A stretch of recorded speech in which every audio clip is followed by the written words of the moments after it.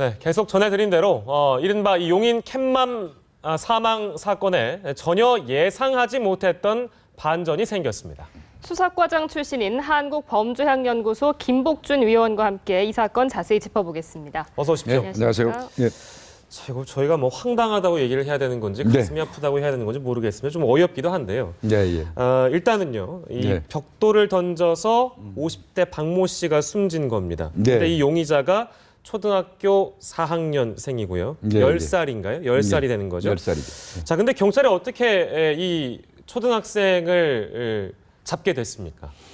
이제 아마 다각적으로 이제 569 이제 대체로 이제 569 쪽에서 날라온 걸로 간주가 돼가지고 569 쪽에 이제 옥상이라든지 이런 데까지 CCTV를 다 분석을 했는데 569 쪽에서는 이 출입자 중에 특별히 의심되는 사람이 없었습니다. 근데 이제 옥상이 연결돼 있다는 거를 착안해가지고 3사 라인 쪽 CCTV를 분석을 했어요. 출입구 쪽에. 그랬더니 그 시간대, 동시간대에 초등학교 학생들로 보이는 아이들 3명이 나가는 게 보였습니다.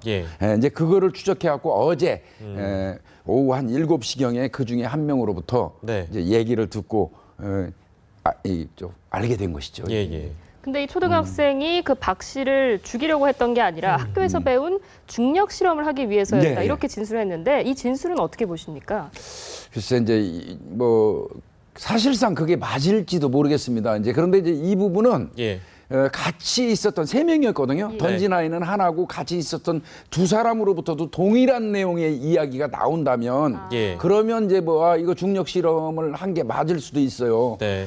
얘기에 의하면 얘들 3명이서 밑에 그 놀이터에서 놀다가 중력 실험을 하자고 A군이라고 치죠. 그 친구가 데리고 올라갔다 그러니까 B군과 C군을. B군과 C군을 그러면 이제 동일하게 맞을 수도 있는데 그렇지 않을 경우도 없지 않아 있기는 해요. 그 경우는 이제 그래서는 안 되겠지만 혹시 부모가 그나마 어떤 핑계거리를 찾기 위해서 야, 그 중력 시험을 하다가 던진 거라고 얘기를 해라.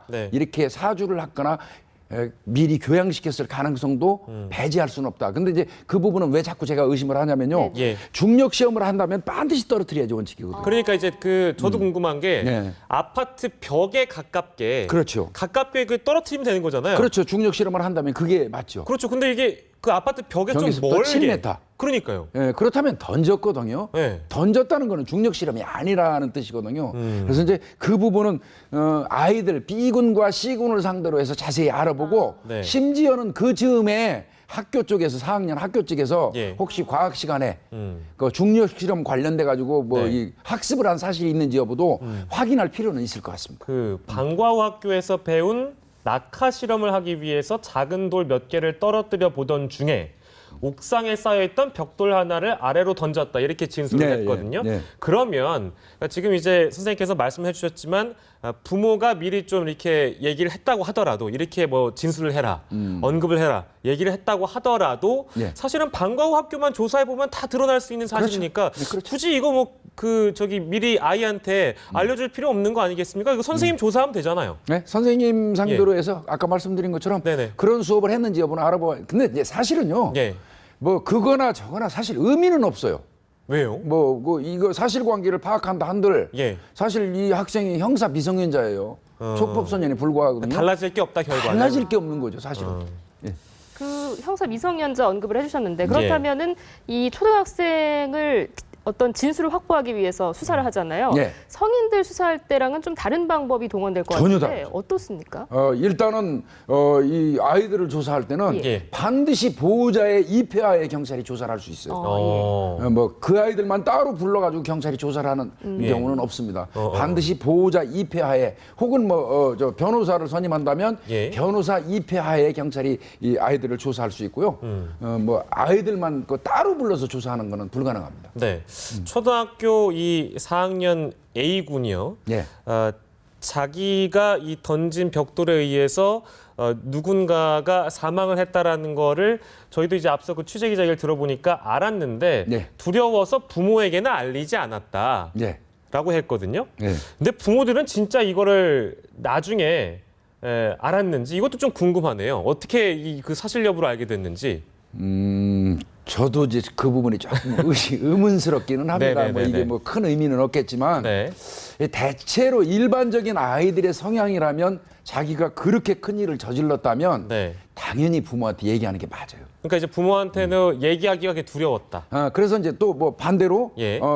너무나 큰 일을 저질렀으니까 그냥 부모한테도 말을 안 했다. 그러면 어머니가 또 혹은 보호자가 어느 정도 떨어져서 지내는지 모르겠지만 예. 아이의 어떤 그 표정이라든지 행동 자체가 좀 달랐을 것 같은데 네. 눈치를 못 챘을까 싶고 그거보다 더 중요한 거는요. 예. 직접적으로 벽돌을 던지지 아니한 네. B군과 C군이 예. 자기들은 사실은 그 범행에 직접적으로 가담한 게 아니고 네. 행위자가 아니잖아요. 예. 그렇다면 그 아이들 정도는 자기 부모한테 말했을 수도 있거든요.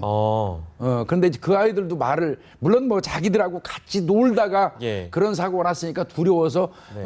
뭐 끝까지 함구하고 있었을 가능성도 있겠지만 네네. 하여튼 조금 의문스러운 상식에 비추어서 조금 안 맞는 것 같다는 생각은 좀 듭니다. 갑자기 궁금한 게요. 이게 네. 중요한 게 물론 이제 결과는 달라지지 네, 않는다고 네. 말씀해 네. 주셨습니다만 사람이 있는 걸 알고 한 거와 네. 모르고 한 거는 완전히 다른 얘기잖아요. 전혀 다르죠. 근데 네. 이걸 알고 했다고 한들 모르고 했다고 한들 이 그 소년의 나이가 어리기 때문에 우리가 네. 촉법 소년이라고 예, 불렀잖아요. 그렇습니다. 촉법 소년. 알고 해도 저촉 안 받습니까? 맞습니다. 알고 해도 아무런 그게 형사 없어요. 미성년자이기 때문에요. 14세 미만은 예. 형사 미성년자, 즉 얘기하면 사물을 변별하고 이 사리 판단을 할 수 없는 나이라고 보는 겁니다. 예. 즉 이제 법에서 얘기하는 책임성이 결여된 아이들이다. 네. 그렇기 때문에 이런 사람들은 직접적으로 무슨 가해를 해서 사람을 죽여도 예. 그래도 이 법적인 형사처벌은 받지 않습니다. 그래서 형사 미성년자라고 부르는 겁니다.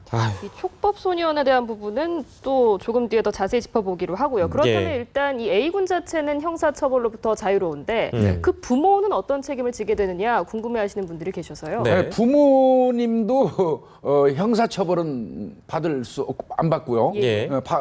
서로 알았다 하더라도 또 그게 범행이 뭐 얘들이 죄가 된다고 하더라도 또 가족 간에는 또 안 되거든요. 처벌을 못 하거든요. 은닉죄도 예, 성립이 안 되는 범인 거죠? 은닉죄가 성립이 안 되기 때문에요. 예. 그러니까 뭐 형사처벌에서 부모님들은 아마 배제되는 거고요. 다만 아이들을 관리하는 관리 소홀의 책임에 의해서 네. 아마 민사 책임은 당연히 지어야 할 겁니다. 그러면요 민사 네. 얘기를 하셔가지고 그것도 궁금한데 지금 A군의 부모님이 민사로 들어가게 되면 뭔가 이제 금액적인 부분을 네. 그러니까 피해자의 가족에게 준다든지 이런 부분이 성립될 수가 네. 있는 거잖아요. 네, 그렇습니다. 그러면 B군과 C군이 진술 자체가 나중에 나는 가담하지 않았다, 나는 몰랐다라고 해버리면 B군과 C군은 그런 상황에서 면제받을 수 있는 겁니까? 네, 현재 상태에서는 예. B군하고 C군은 직접적으로 벽돌을 던진 사람들이 아니에요.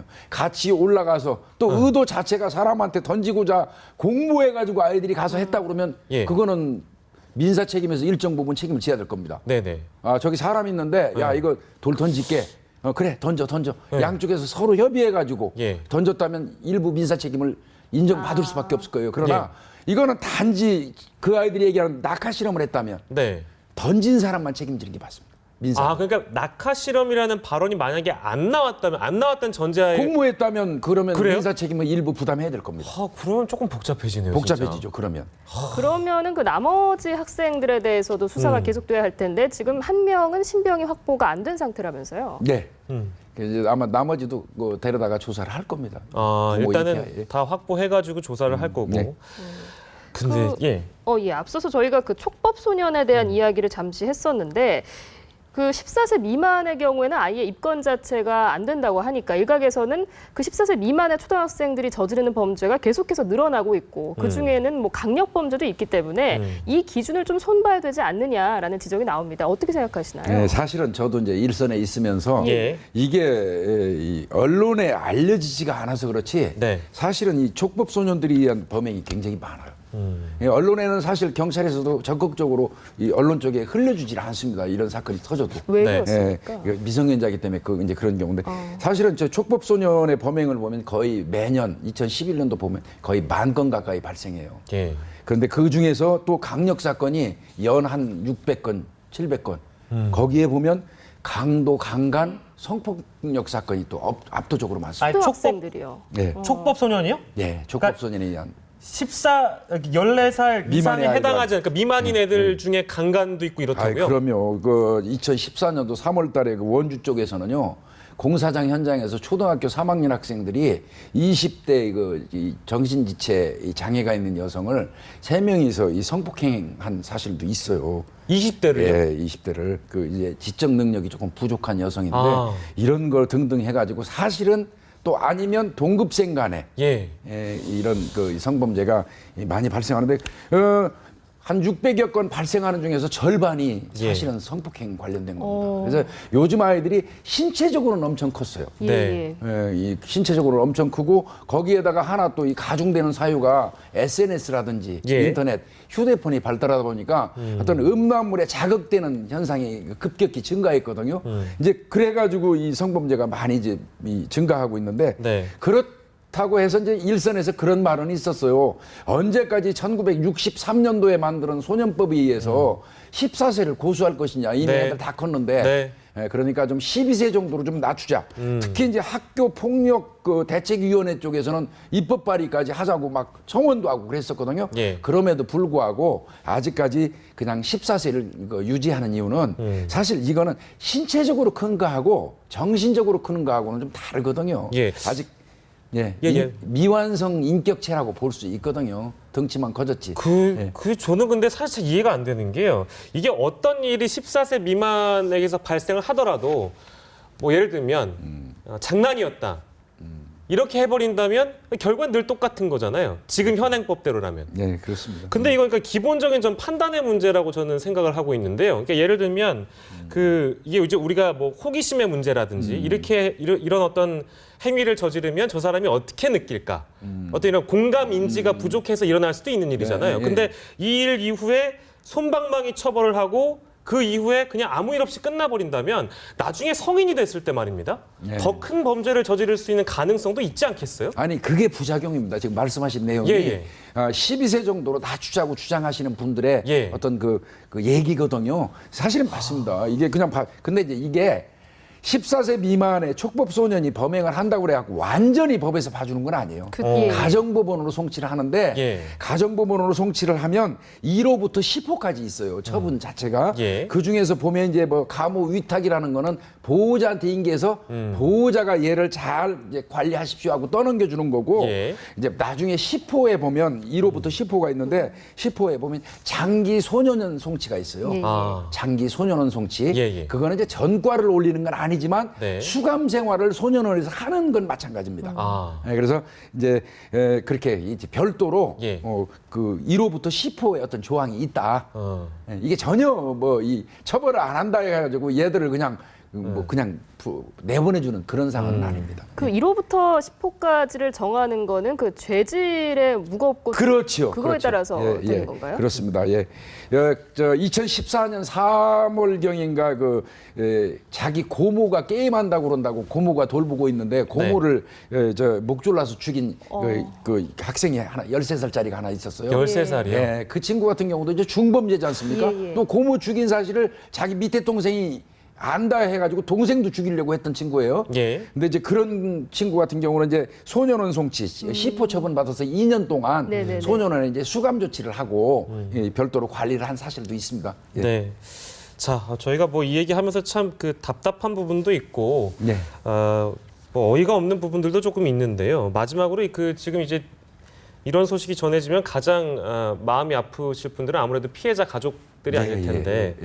저희가 이제 뭐 민사 소송 얘기를 좀 해봤잖아요. 뭐 조심스럽게 이제 여쭙겠습니다만 이런 상황에선 거의 대부분 이제 민사가 들어가는 건가요? 어떻습니까?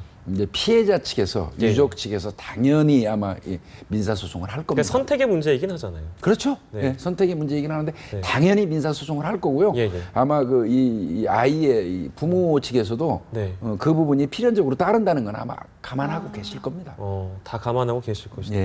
단지 아까 말씀하신 것처럼 B군과 C군이 민사 소송에 개입될 수 있느냐 여부. 요거는 따져봐야 됩니다. 그들의 그러니까 진술을. 그 B군과 C군이 어떤 진술을 하느냐에 따라서 달라지죠. 이 내용이 달라질 수 있다. 사람이 있는데 알고도 셋이서 야 던져봐 했다면 그거는 민사소송의 일부 책임이 따를 수 있습니다.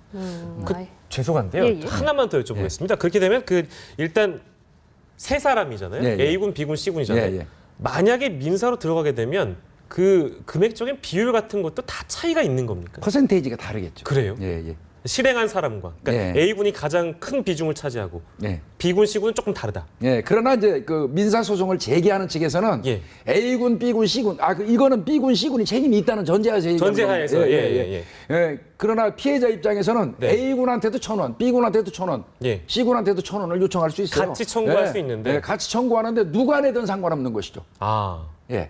아. 받고자 하는 금액이 있다면 예. 청구를 했을 때 어느 사람이 내건 관계는 없는 것이죠. 네. 알겠습니다. 저희가 뭐 이 사건 배경부터 또 촉법 소년 기준까지도 한번 짚어보는 시간을 마련해봤습니다. 네. 지금까지 한국범죄학연구소 김복준 위원이었습니다. 고맙습니다. 예. 감사합니다.